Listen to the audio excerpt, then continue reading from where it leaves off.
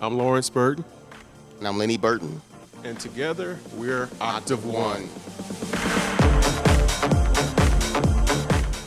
Our musical journey actually started young. My mom always put us in music classes, and we got a chance to learn just instruments, keyboards, saxophone. What did you play? Some of everything, right? Yeah, I played drums, a couple of horns, French horns, something else. Can't remember, man. It's been such a long time. So, and that kind of, we did that throughout our school journey. And when we graduated, we got involved into the electronic scene. First, we started DJing, and that took us into buying drum machines. And once we dove into drum machines, we kind of just took it from there. It kept going, you know.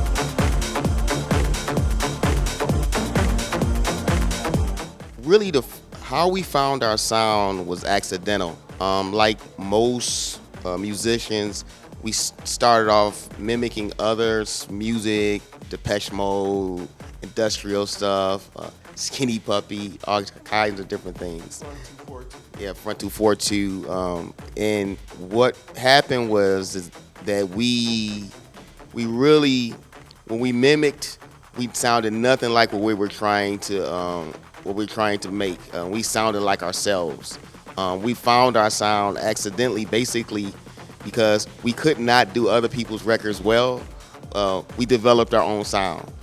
So even like when if we have many records, if we would tell you that, hey, we were trying to make this, then you'd be like, this sounds nothing like that. You know, and that's really where our sound came from. When we just kind of really, it was an evolution over years and years in equipment.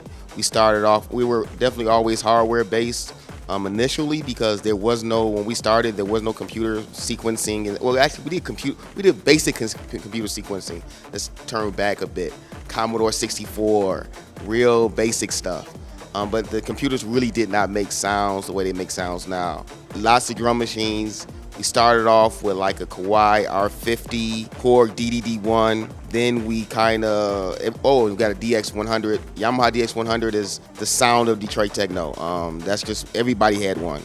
If you listen to a lot of the original, a lot of things that like Juan Atkins did, Kevin Saunderson did, Derek May did, were done primarily on a DX100 as a bass, different types of plucky sounds and stuff like that. So we really just kind of found ourselves finding gear, buying gear, selling gear, breaking gear, modifying gear. It's just been that type of journey where it's a little bit of everything. And I think that's the fun part about it, is finding who you are, whether it be with the equipment, with your sound, just developing who you really are as a whole, as an artist. And an artist really it encompasses all that. It's your sound, it's your philosophy, it's everything. And it just takes time, you know.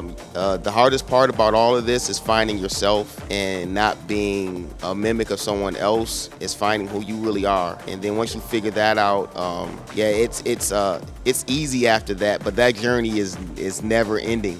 You're always evolving, you're always changing. Yeah, when you find your comfortable lane, you'll know that you're there. It's three of us that started out as far as producing music. Myself, Lenny, and my other brother, Lionel. And what happened also is Lenny had more of an industrial, Lionel was more jazz, and I was more R&B. I like kind of early Barry White, Al Green, things of that nature. Lionel was deep into jazz, and Lenny was deep into the industrial sound, and we all kind of collided. We would start, someone would start something, someone else would come in and add to it, and it would kind of continue on. So it morphed into this kind of progressive, aggressive techno sound. Detroit is such a industrial city, a lot of machines. Our parents worked in factories. We've had our time in factories as well. So that kind of is those machines that kept always driving. You hear rhythms whether you're trying to hear them or not, you know, because they're just producing and producing and producing. And there's a lot of soul element in Detroit. It always has been, from Motown, even probably before Motown. So that soul kind of came through with the machines of the industry, kind of preached to us a sound that kind of, we got inspired by, and we delivered also. The sound of Detroit has always been a blend of machine and human, and it was not, Detroit techno is not just machine. I think that's really important to understand, that if you don't feel the human factor in the music that you're making, and it sounds like the drum machine made the track itself, that's not what we were after. We were always, when we listen to our finished product, if we couldn't hear ourselves in it, and ourselves being a blend of our environment in Detroit, our radio was very rich, very, very rich radio actually, a lot of different styles of radio. When we finished the record, we kind of knew that it was done when we can completely say, it was like looking at a mirror, like, all right, well, this sounds like me. And that's when we knew something was done, when something was finished. I think it's very important to see yourself in the art that you make. It should be a reflection of who you are. Us figuring out our particular roles in what we do as far as live. By mistake, we were doing a party. I was DJing, and Lenny was performing live by himself. And he had, as he does now, he has all his gear that he loves to put everywhere. And he had so much gear on the table. He was trying to do drum machines and keyboards. Then he was trying to run over and do the mixer as well. I had DJ right before him. Once he started, I saw him trying to get everything. So I joined up there, and I just jumped behind the mixer. And my style was pretty much developed off of DJing, because I was hyped after DJing, and I jumped onto this mixer, and I was like, oh, all these tracks. And I just got even more hyped, and he started jamming out. I started jamming out, and it was just back and forth. It wasn't anything, we never even planned it. We never even practiced it. We just kind of jumped into it, and it just happened, and it evolved from that point. And we just, now still, Lenny he's producing, sending me sounds, and I'm kind of acting as a conductor of sorts, and I'm doing what I have to do to tear apart what he's sending me. It's pretty much that. I think it's also important to, this goes back to how a lot of our career has evolved. A lot of it is accidental.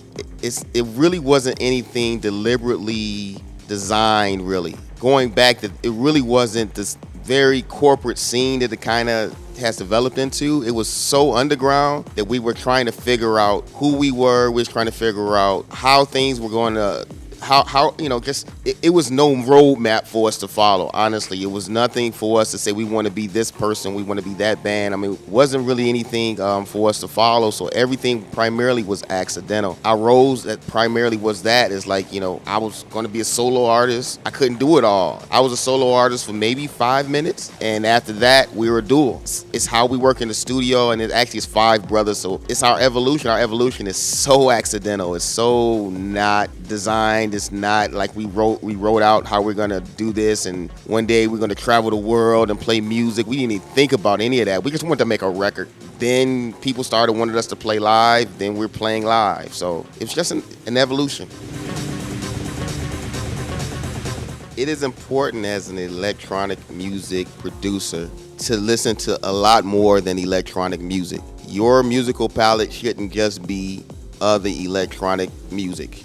It should be music in general. Anything that's good. When you have large pool of different types of music, that is the only way for you to develop your own style, where you can pull from different genres, different eras, and it's okay to be inspired by, something that's current right now, but your goal should not be to make something like that. Your goal should always be to make something original, and it's a much harder lane to travel in when you're trying to make something original, because the chances for people to not like it is really great. It's a lot easier to copy something that's already popular because the audience is already there. They already like someone else's record, and when you copy it, it's a lot easier for you to be able to be accepted. But in order for you to find yourself, you really have to try to make something original. And it's okay to find inspiration in other people's music, but yours should be,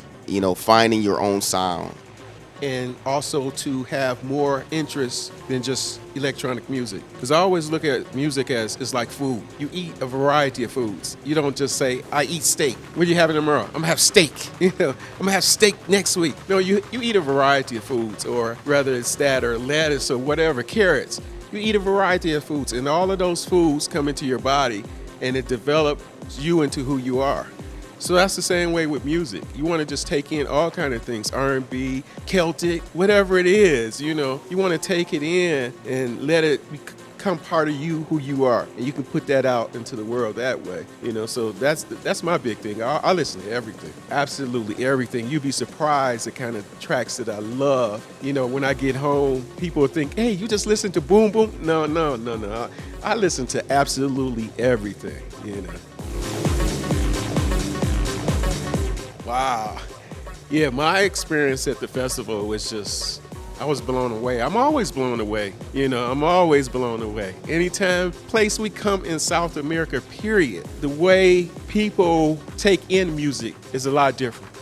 We can get soulful when we come. We don't have to get so clean. I mean, we can just vibe and make it kind of gritty. And that's the kind of stuff we do in small clubs in Europe. And then the bigger places, we kind of, deliver it to them a certain way. But man, we can deliver into large rooms or in arenas. We can just make it grimy like you're in a small club and people just get it. They just get it. And that's what I love about coming, especially to Medellín.